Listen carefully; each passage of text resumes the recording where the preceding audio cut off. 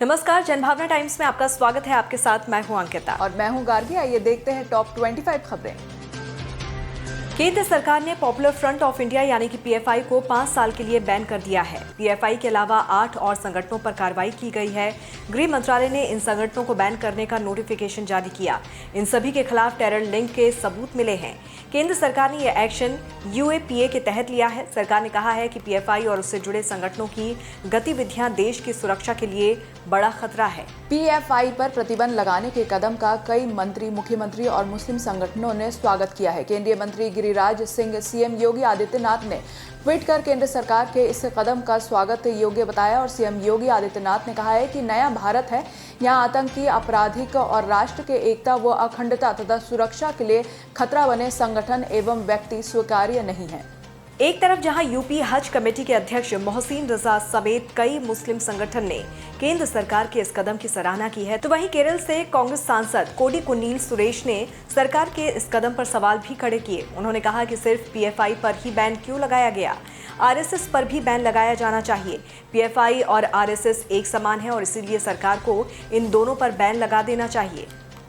विश्व प्रसिद्ध ख्वाजा गरीब नवाज दरगाह के दीवान जनरल आवेदीन ने पीएफआई बैन के फैसले का स्वागत करते हुए इसे सही ठहराया है। साथ ही उन्होंने युवाओं से अपील भी की है कि वो राष्ट्र विरोधी संगठन और नेताओं की बहकावे में ना आए और अल्लाह ने जो रास्ता बनाया है उसी राह पर चले।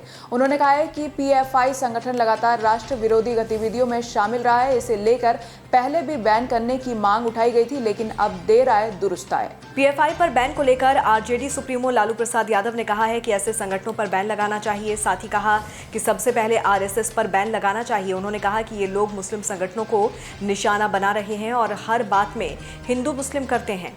लालू ने कहा कि पीएफआई की तरह जितने भी संगठन हैं सभी पर प्रतिबंध लगाना चाहिए, जिसमें आरएसएस भी शामिल है। दिल्ली आबकारी नीति में भ्रष्टाचार से जुड़े मामले में केंद्रीय जांच एजेंसी प्रवर्तन निदेशालय ने बड़ी कार्रवाई की है। ईडी ने देश के बेहद चर्चित शराब कारोबारी समीर महेंद्र को गिरफ्तार किया है। महेंद्र पर यह कार्रवाई मनी लॉन्ड्रिंग को लेकर की गई है। पहले कई राउंड में पूछताछ हुई, जिसके बाद शराब कारोबारी को गिरफ्तार किया गया। महेंद्र को आज दिल्ली स्थित कोर्ट में पेश किया गया। आज से चंडीगढ़ इंटरनेशनल एयरपोर्ट का नाम बदल दिया गया है। अब इसे शहीद भगत सिंह इंटरनेशनल एयरपोर्ट के नाम से जाना जाएगा। इसमें पंचकूला और मोहाली का नाम नहीं जोड़ा गया है। बुधवार को केंद्रीय वित्त मंत्री निर्मला सीतारमण ने इसका उद्घाटन किया। इस मौके पर केंद्रीय मंत्री वीके सिंह के अलावा पंजाब के सीएम भगवंत मान, हरियाणा के डिप्टी सीएम दुष्यंत चौटाला और अनिल विज के साथ दोनों राज्यों के गवर्नर बंडारू दत्तात्रेय और बीएल पुरोहित भी मौजूद रहे। उत्तर प्रदेश के अयोध्या में नया घाट बंदा चौराहा अब लता मंगेशकर चौराहे के नाम से जाना जाएगा। सुर साम्राज्ञी लता मंगेशकर के नाम पर बने स्मृति चौक का लोकार्पण बुधवार को सीएम योगी ने किया। उनके साथ केंद्रीय संस्कृति मंत्री जी किशन रेड्डी भी मौजूद रहे। लता मंगेशकर के भतीजे और बहू भी वहां थे। लता मंगेशकर की आज 93वीं जयंती है। लोकार्पण से पहले लता जी को श्रद्धांजलि अर्पित की गई। त्योहारी सीजन में केंद्र सरकार ने एक बड़ी खुशखबरी देते हुए केंद्रीय कर्मचारियों का महंगाई भत्ता 4% की बढ़ोतरी की घोषणा कर दी है। इस बढ़े हुए डीए को 1 जुलाई 2022 से लागू किया जाएगा। डीए में बढ़ोतरी के बाद कर्मियों की सैलरी में 6,840 से लेकर 27,312 रुपए के बीच तक बढ़ोतरी हो जाएगी। कैबिनेट की बैठक में मुफ्त अनाज योजना का कार्यकाल भी 3 महीने के लिए बढ़ाने का फैसला लिया गया है। उत्तराखंड के मुख्यमंत्री पुष्कर सिंह धामी ने अंकिता भंडारी के परिजनों को 25 लाख रुपए की आर्थिक सहायता देने की घोषणा की है। सीएम धामी ने कहा है कि अधिकारियों को इस संबंध में निर्देश दे दिए गए हैं। राज्य सरकार अंकिता के परिवार के साथ है और उनकी हर प्रकार से सहायता करेगी। मामले की एसआईटी की जांच की जा रही है। बता दें कि पौड़ी के एक रिजॉर्ट में काम करने वाली 19 वर्षीय अंकिता की हत्या कर दी गई थी। त्योहारों को लेकर भारतीय रेल ने यात्रियों की सुविधाओं के लिए पूरी तैयारी कर ली है। दीपावली और छठ के दौरान पूर्वांचल दिशा की तरफ जाने वाले लोगों की उमड़ने वाली भीड़ के अंदेशे पर इस रूट पर रेलवे इनमें स्पेशल ट्रेनें चलाने का फैसला लिया है। इनमें मुख्य रूप से दरभंगा, पटना और सहरसा के लिए पूजा स्पेशल चलाई जाएगी। ये ट्रेन अंबाला, सहरसा, अंबाला, आनंद विहार, दरभंगा आनंद विहार टर्मिनल और आनंद विहार पटना आनंद विहार टर्मिनल के बीच सप्ताह में 2 दिन तक चलेगी। नवरात्रों को खास बनाने के लिए रेलवे ने खास तैयारी की है। रेलवे ने यात्रियों को परोसने के लिए खास मेन्यू तैयार किया है। ये उपवास रखने वाले यात्रियों को परोसे जाने वाली थाली है। अब रेल यात्रियों के लिए ट्रेनों में विशेष व्रत थाली उपलब्ध होगी। IRCTC ने कहा है कि वो नवरात्रि के दौरान उपवास पर यात्रियों के लिए व्रत थाली परोसेगा। ट्रेन में यात्रा के दौरान यात्रियों को बिना प्याज और लहसुन के भोजन दिया जाएगा। IRCTC 400 स्टेशनों पर यह सुविधा मुहैया कराएगी।